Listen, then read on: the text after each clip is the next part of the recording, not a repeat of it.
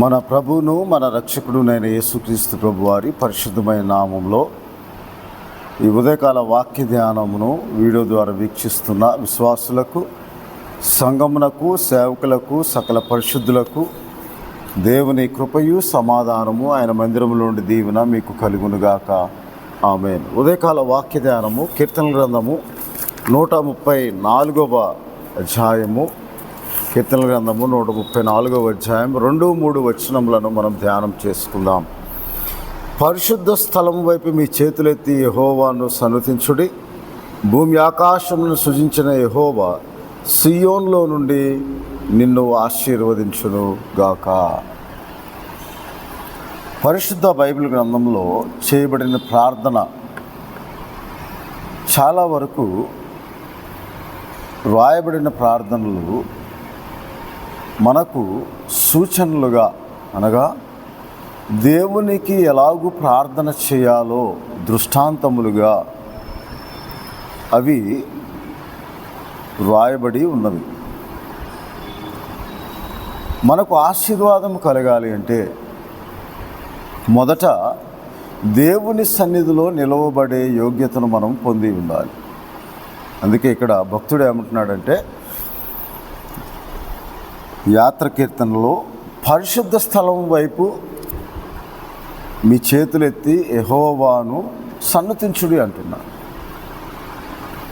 సన్నుతించుట ఎలాగూ సన్నుతించాలి అంటే 103వ కీర్తనలో ఇలాగూ దేవుని వాక్యంలో 1వ వచనము 2వ వచనములు ఇలాగూ దేవుని వాక్యంలో, నా ప్రాణమా యెహోవాను సన్నుతించుము, నా అంతరంగమునున్న సమస్తమా ఆయన పరిశుద్ధ నామమును సన్నుతించుము, నా ప్రాణమా యెహోవాను సన్నుతించుము, ఆయన చేసిన ఉపకారములలో దేనిని మరువకుము. ఎందుకనగా యెహోవా 8వ వచనంలో దయాదాక్షిణ్య పూర్ణుడు, దీర్ఘశాంతుడు, కృపా సమృద్ధి గలవాడు, ఆయన నిత్యము కోపించేవాడు కాదు. మన దోషములు బట్టి ఆయన ప్రతీకారం చేయలేదు, ఆయన మన పాపమును బట్టి ప్రతిఫలము ఇవ్వలేదు. కానీ దేవుడు ఆయన యందు భయభక్తులు గలవారి ఎడల ఆయన కృప అంత అధికముగా ఉంటుంది. అందుకే మనము మన ప్రాణముతో, మన అంతరంగమున్న సమస్తమైన వాటితో మనము, అనగా మన హృదయముతో మనం దేవుని నామాన్ని సన్నుతించాలి. ఆయన చేసిన ఉపకారం దేనిని మరొక కృతజ్ఞతాస్తుతులు చెల్లించి, దేవుని ఆశీర్వాదము మనము ఆయన సన్నిధిలో నుండి, ఆయన సియోను నివాసి అయి అనే మాట మనం చదువుకుంటాం. సియోను ఆయన తన నివాస స్థలముగా చేసుకున్నాడు. పరిశుద్ధ స్థలములో నుండి మనకు భూమి ఆకాశమును సృజించిన యెహోవా సియోనులో నుండి నిన్ను ఆశీర్వదించునుగాక. ఎప్పుడు మనము ఆయన పరిశుద్ధ స్థలం వైపు, కొండల తట్టు, సియోను తట్టు, ఆకాశం మందు ఆసీనుడైన వాడ 123వ కీర్తన 1వ వచనం, నీ తట్టు మా చేతులు చాపుచున్నాము, ఆయన కరుణించే వరకు మేము ప్రార్థిస్తూ ఉన్నాము అని దేవుని వాక్యంలో రాయబడింది. కొండల తట్టు 121వ కీర్తనలో, కొండల తట్టు నా కన్నులెత్తుచున్నాను అనగా ఆకాశం మందు ఆసీనుడైన వాడ నీ తట్టు నా కన్నులెత్తుచున్నాను అని దేవుని వాక్యంలో రాయబడింది. కాబట్టి మనం అలాగూ ప్రార్థించే వారముగా ఉండటానికి, ఎప్పుడైతే మనము ఆశీర్వాదము పొందుకోవటానికి ప్రార్థన చేయాలో దేవుని తట్టు మన కన్నులు ఎత్తాలని దేవుని వాక్యంలో రాయబడి ఉన్నది. ఆయన తట్టు మన కన్నులు ఎత్తినప్పుడు ఆయన మనకు సహాయం చేయ దేవుడై ఉన్నాడని దేవుని వాక్యంలో మన ఆశీర్వాదం పొందుకోవాలంటే ఆయన పరిశుద్ధ స్థలము తట్టు, పరిశుద్ధ ఆకాశము తట్టు, సియోను కొండ తట్టు మన కన్నులు ఎత్తాలి అంటే మొదట ఆయన సన్నిధిలో నిలవబడే యోగ్య. దేవుని ఆశీర్వాదం మనం పొందుకోవాలి అంటే కీర్తనల గ్రంథము 24వ అధ్యాయంలో ఇలాగ దేవుని వాక్యంలో రాయబడి ఉంది, నీ పరిశుద్ధ స్థలములో, ఆయన పరిశుద్ధ స్థలంలో నిలవదగిన వాడు ఎవడు. 3వ వచనంలో, యెహోవా పర్వతమునకు ఎక్కదగిన వాడెవడు, ఆయన పరిశుద్ధ స్థలంలో నిలవదగిన వాడెవడు? వ్యర్థమైన దాని యందు మనసు పెట్టకయు, కపటముగా ప్రమాణము చేయకయు, నిర్దోషమైన చేతులను శుద్ధ హృదయమును కలిగి ఉండేవాడు వాడు యెహోవా వలన ఆశీర్వాదమునందును తన రక్షకుడైన దేవుని వలన నీతిమత్వం పొందుదురు. ఆయన ఆశ్రయించువారు యాకోబు దేవా నీ సన్నిధిని వెతుకువారు అట్టువారు. ఆయన సన్నిధిలో నిలవదగిన యోగ్యత మనం పొందుకొని ఆయన పరిశుద్ధ స్థలం వైపు కనులెత్తి మనసును ఎత్తుకొని మన ఆత్మను ఎత్తుకొని మన ప్రాణమును ఎత్తుకొని మన చేతులు చాచి ప్రార్థించినప్పుడు దేవుడు మనల్ని జ్ఞాపకం చేసుకొని సియోన్లో నుండి ఆయన మనల్ని ఆశీర్వదిస్తాడు. దేవుని ఆశీర్వాదం పొందాలంటే మొదట ఆయన సన్నిధికి రావాలి. ఆయన సన్నిధిలో నిలవబడే యోగ్యత, ఆయన సన్నిధికి ప్రవేశించే యోగ్యత దేవుని ద్వారా మనం పొందుకోవాలి. అది ఎలాగో అంటే మనము ఆయన నామమందు విశ్వాసం ఉంచి మనము నిర్దోషమైన వ్యర్థమైన దాని మీద మనసు పెట్టక కపటముగా ప్రమాణం చేయ నిర్దోషమైన చేతులను శుద్ధ హృదయం కావాలి.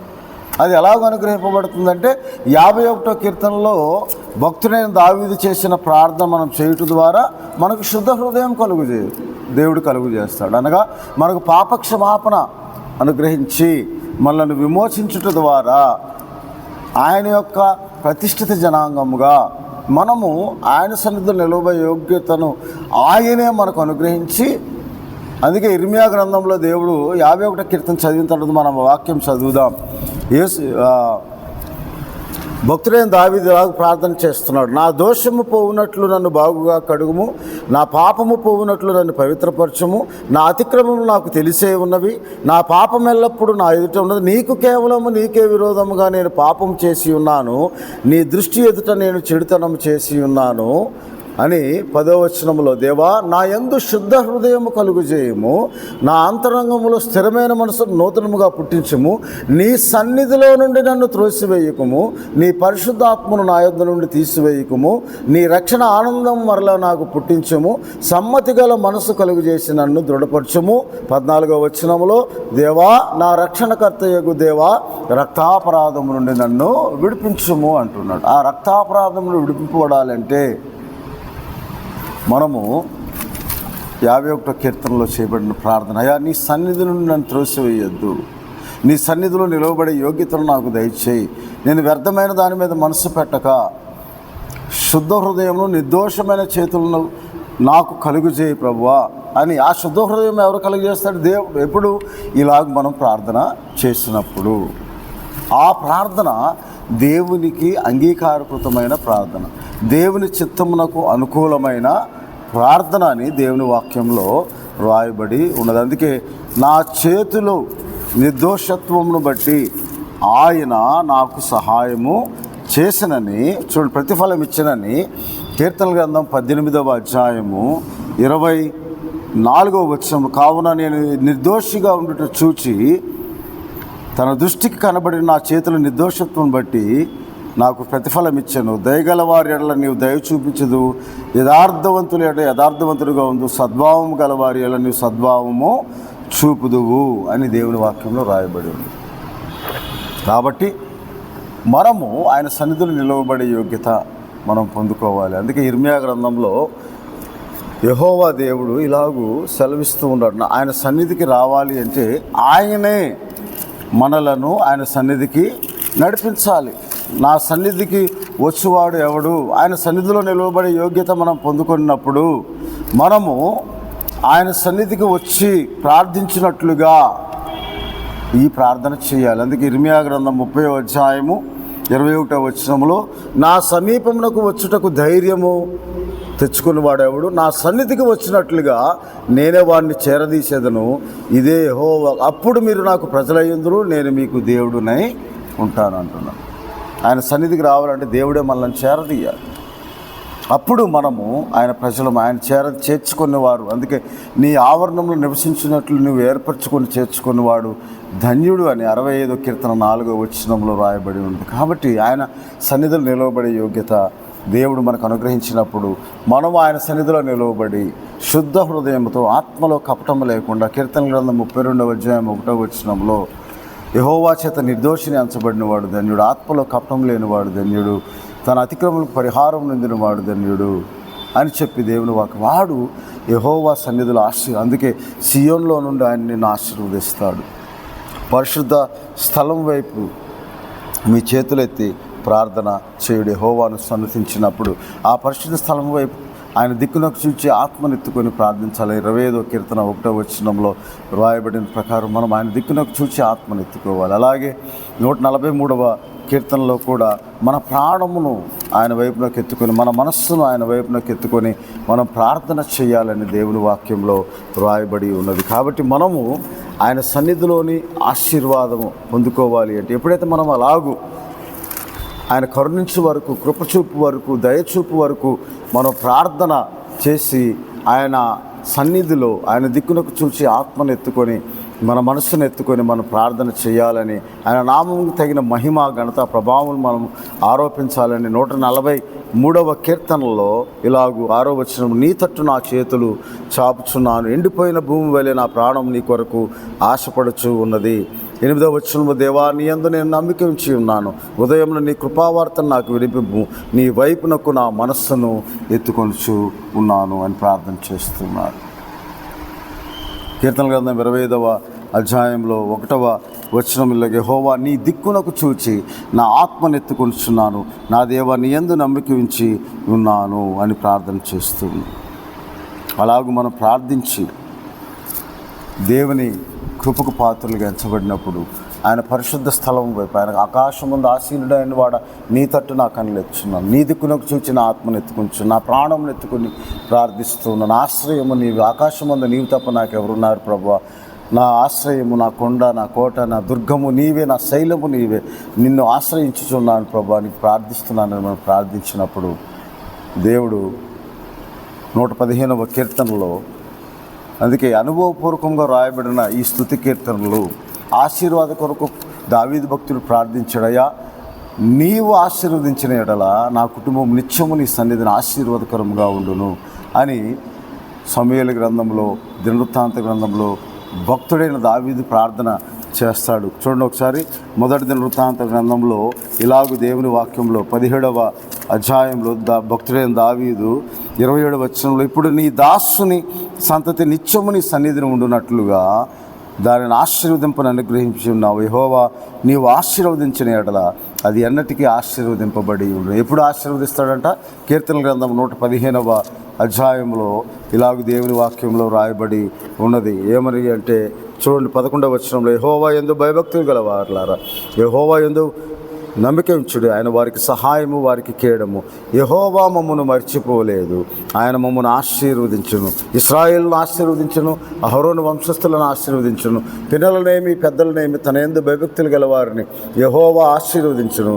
యెహోవా మిమ్మును మీ పిల్లలను వృద్ధి పొందించును, భూమి ఆకాశమును సృజించిన యెహోవా చేత మీరు ఆశీర్వదింపబడిన వారు అని దేవుని వాక్యంలో సెలవు. మేమైతే ఇది మొదలుకొని నిత్యము యెహోవాను స్తుతించదము, యెహోవాను స్తుతించుడు అని యెహోవా నామమును ప్రార్థించినప్పుడు దేవుడు మనల్ని మర్చిపోయే దేవుడు కాదు.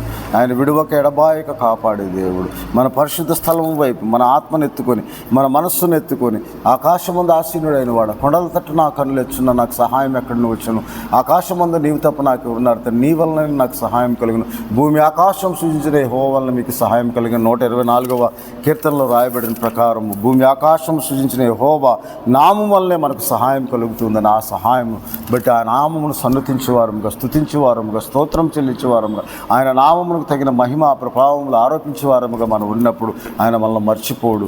మిమ్మలను మీ పిల్లలను ఆయన వృద్ధి పొందిస్తాడు. భూమి ఆకాశం సృజించబడిన యెహోవా చేత మీరు ఆశీర్వదింపబడిన వారు. ఆ ఆశీర్వాదం ఎప్పుడంటే ఆయన దిక్కునకు చూచి మన ఆత్మను ఎత్తుకొని, ఆయన మన ప్రాణమును ఎత్తుకొని, మన మనస్సును ఎత్తుకొని, మన పాప క్షమాపణ అడుగుచు దావీదు భక్తుని వల్ల, అయా శుద్ధ హృదయం నాలో కలుగుజేయి ప్రభువా, నీ దిక్కునకు చూచి నా ప్రార్థన, నేను చేయు ప్రార్థన ఆలకించు ప్రభువా అని ఆయన సన్నిధిలో చేయు ప్రార్థన మనకు ఆశీర్వాదకరముగా, మనకు తోడుగా, మన కుటుంబాలకు దీవెనకరముగా ఉన్నట్లు దేవుడు ఈ మాటలను ఉదయకాల సమయంలో మనతో మాట్లాడుతాడు. కాబట్టి మన ఆయన పరిశుద్ధాలం వైపు ఆయన తట్టు చూచి మన ప్రాణమును ఎత్తుకొని, మన హృదయమును, నా ప్రాణమా యెహోవాను సన్నతించు, మన అంతరంగం సమస్తమా ఆయన పరిశుద్ధ నామమును సన్నతించు, ఆయన చేసిన ఉపకారములు దేన్ని మరొక ఉండిన ఎడల మా దేవుడైన యెహోవా మమ్మల్ని మర్చిపోలేదు అని చెప్పి సాక్ష్యం ఇచ్చి, ఆయన పిల్లలనేమి పెద్దలనేమి తన యందు భయభక్తులు గల వారిని, మిమ్ములను మీ పిల్లలను ఆశీర్వదించినప్పుడు సియోన్లో నుండి ఆయన మీకు సహాయం చేస్తాడు. 20వ కీర్తనలో ఆయన ఆపత్కాలం ముందు మీకు సహాయం చేయునుగాక, ఆయన మిమ్మల్ని ఆదుకొనుగాక, సియోన్లో నుండి మిమ్మల్ని ఆదుకొనుగాక అని దేవుని వాక్యంలో రాయబడిన ప్రకారం కీర్తన గ్రంథం 20 మీ ప్రార్థన సఫలం చేస్తాడు. నీ కోరిక యావత్తు సిద్ధింపచేసి ఆయన నీ ప్రార్థన సఫలము చేయు దేవుడని, సియోన్లో నిన్ను ఆదుకుంటాడు. నీ నైవేద్యంలో జ్ఞాపకం చేసుకొని ఆయన నిన్ను మర్చిపోక నీ ప్రార్థనలు అంగీకరించి నిన్ను నీ కుటుంబాన్ని ఆశీర్వదిస్తాడని ఆయన దిక్కునకు చూసి మన మనస్సును ఎత్తుకొని, ప్రాణమును ఎత్తుకొని, మన హృదయమును సజీవయాగము సమర్పించుకొని ఆయన సన్నిధిలో మన హృదయమును కృమ్మరించి ఆయన నామం మహింపరిచినప్పుడు ఆయన మనకు సహాయం చేయు దేవుడు, మనల్ని ఆశీర్వదించే దేవుడు. ఇటువాడు యెహోవా సన్నిధిలో ఉండే ఆశీర్వాదం పొందుతాడు. ఆ సన్నిధిలోని ఆశీర్వాదము దేవుడు మీకును మీ కుటుంబాలకు అనుగ్రహించి మిమ్మల్ని కాపాడి సంరక్షించి ఆయన సన్నిధిలో ఉండి మీకు ఆశీర్వాదం అనుగ్రహించునుగాక.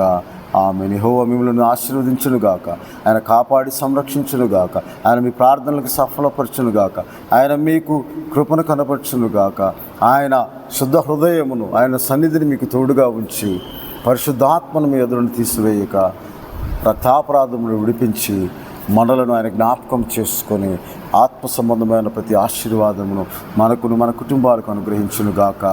ఆమేన్. ప్రభువా స్తోత్రాలయ్యా. ఉదయకాల వాక్యదానంలో వీడియో ద్వారా వీక్షిస్తున్న వారికి మేము ప్రభువా ధ్యానించిన ప్రతి మాటను వారి జీవితంలో నెరవేర్చి ఆశీర్వదించమని యేసుక్రీస్తు ప్రభు వారి పరిశుద్ధమైన నామం ప్రార్థిస్తున్నాము తండ్రి.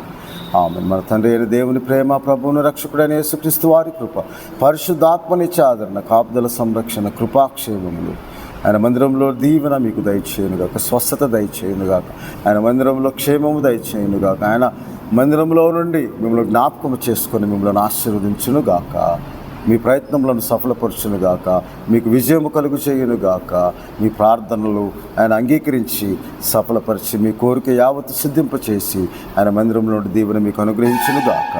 ఆమేన్. దేవుడు మిమ్మల్ని దీవించునుగాక. ఆమేన్.